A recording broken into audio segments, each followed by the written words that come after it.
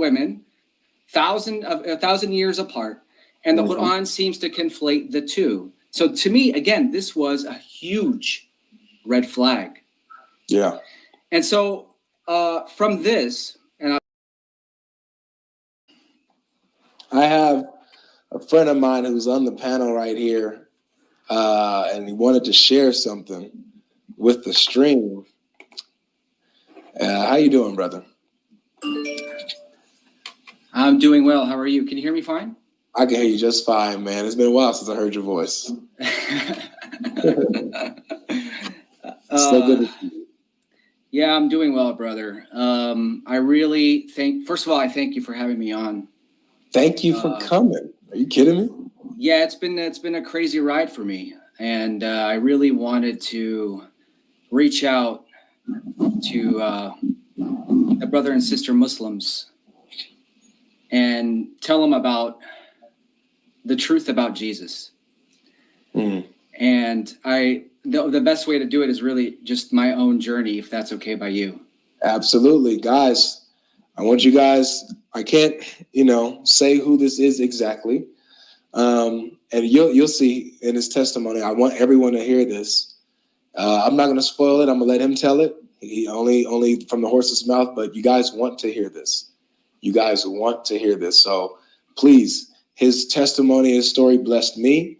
I've been in contact with him for a long time now. And man, go ahead, brother. Brother Cypher, I guess I'll call you Cypher on here. Cypher it is.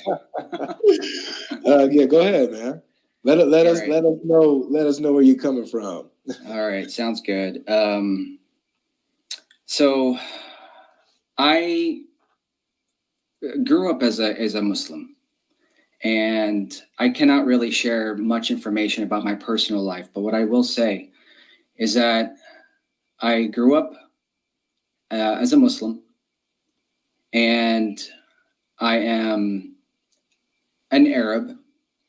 My family is Arab. We are originally Syrian, and basically, I lived most of my life in the United States. So, but my community here they're all Arabs. And so I learned the language here. I've never been to the Middle East, but again, my community is all Muslim. We're all Arab.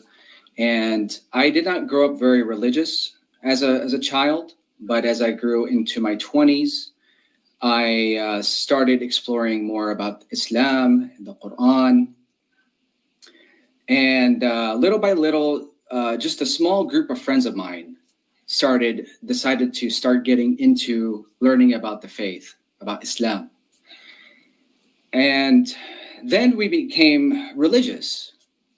We kind of reached the conclusion we're not Quran alone, but even though some Arabs would say we are Quran alone, but we're more, I would say, Quran oriented. And really, this is a huge trend in the Arab world, that a lot of Muslims are starting to realize that a lot of the hadiths are bogus. And so a lot of Muslims, including my little group and I, we became more Quran oriented in the sense that if a hadith agrees with the Quran, then we take it. And if a hadith does not agree with the Quran, we reject it. And so as we journeyed through this, I started looking more into, why does Allah want us to do a ritual prayer? For what benefit? Why does it have to be in this manner or in this way? And little by little, I started to raise a lot of questions about the rituals of Islam. And I noticed that there's a lot of problems, because some people are saying, oh, these are, originally pagan, they're spin-offs from Judaism, and all these things. And the biggest thing is that Muslims, I should say Arab Muslims, don't like Jews. And yet, when you look at the rituals of Islam, they're very similar to Judaism.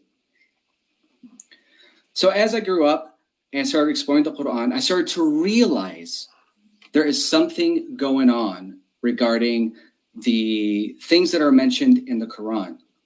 I started looking at videos by David Wood, Christian Prince, Rob Christian, including yourself, God Logic. Don't worry, you're in my list. And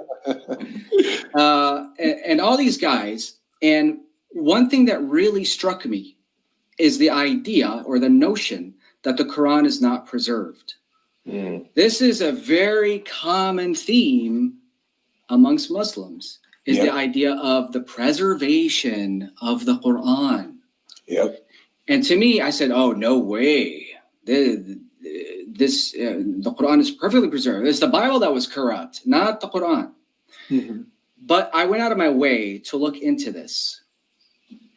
And I started looking into what is called the Sana'a manuscripts. One of the oldest known manuscripts of the Quran is the Sana'a manuscript. And specifically the palimpsests of the Sana'a manuscript. And I noticed that, brothers and sister Muslims, you are invited to actually look into this. The oldest known manuscripts of the Quran are the Sana'a manuscripts, which date estimated late 7th century. If you look at them, they do not coincide with the standard Arabic text that we have today. They do not. And I'm talking about differences not only in the vowels, the vowels that supposedly are there, they're not. But we're talking about differences in wording, switching around words, added words, omitted words, and so forth. This defies the whole idea of preservation. Now, of course, you're going to have you're going to have whatever scholar or some dude from Speaker's Corner tell you, oh yeah, but it's a different dialect and whatnot. No. If you speak Arabic, it's not a dialect. We're not talking about garage versus garage. We're not saying that, okay? We're talking about entirely different words, folks. So I'm not going to BS anybody. I'm telling you, if you speak or read or understand Arabic, you are invited to look into it yourself and just simply witness that indeed the Quran is not preserved in the sense of how we are talking about preservation. And then I got into, so that was a big red flag for me. And then I got into the stories, the historicity that is mentioned in the Quran. The biggest one for me was the genealogy of Jesus in the Quran. That I think it was David Wood that brought it up in one of his videos. And David Wood and Apostate Prophet, they both talked about this. When you go in the Quran and you look at it and you read it plainly, like in Surah 3, where you have Imran, right? Imran or Amram, and then his wife gave birth to Maryam, and she is called sister of Harun, the sister of Aaron in Surah 19. So from this, you can conclude, if you just read the Quran, you would think that Aaron is the uncle of Jesus. And of course, there is, there's some people that said, oh, there's a hadith that says, oh, it was common back then to mirror the genealogies of the Israelites and whatnot. And I said, oh, hold on. we can say that, sure. But again, if we are reading the context of the Quran, it is obviously speaking of the timing of Imran, the guy that is the father of Maryam of the Old Testament, who is also the sister of Aaron and Moses. Come on, folks. Come on. So as you can see, and to me, I tried to resolve this in my head. It did not work. Okay, that's the truth. And so the Quran, for example, conflates the Maryam of the Old Testament versus Mary, the mother of Jesus. Two different women, 1,000 years apart, and the Quran seems to conflate the two. So to me, again, this was a huge red flag. Yeah. And so from this, and I'm sorry for going on this tangent, but No, I've been waiting for you to do this. So, and so, I mean, and there's many, many examples of this problem in the Quran. And this aside from trying to try to do apologetics for the Quran. You know, Muhammad was a good guy. He was not a warmonger. He was not a child molester. Well, whatever it may be. Okay, we're not going to get into that. But that a lot of the things that are mentioned in the Quran are problematic. yeah. And so, to me, I said, okay, I'm not. I don't believe. I feel like the Quran is not what it is. Divine. Okay, sure. We may say, oh, it has some interesting or good passages, kind passages, sure. But overall, its claim to being divine is not true.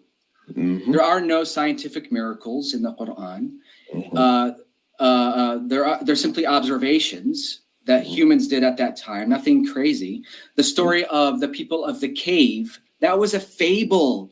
Mm-hmm. That was a fable. Man, Yes. under attack for sure. Wow. This time I'm in sleep paralysis, and I guess I fell asleep with my arms kind of like over my head, and so I felt like I was shackled, and I sensed a dark presence coming towards my room. Okay, I'm in paralysis. I'm shackled. That's what it felt like, and the dark presence is at my room. And then I said, in the name of Jesus. And then I saw him.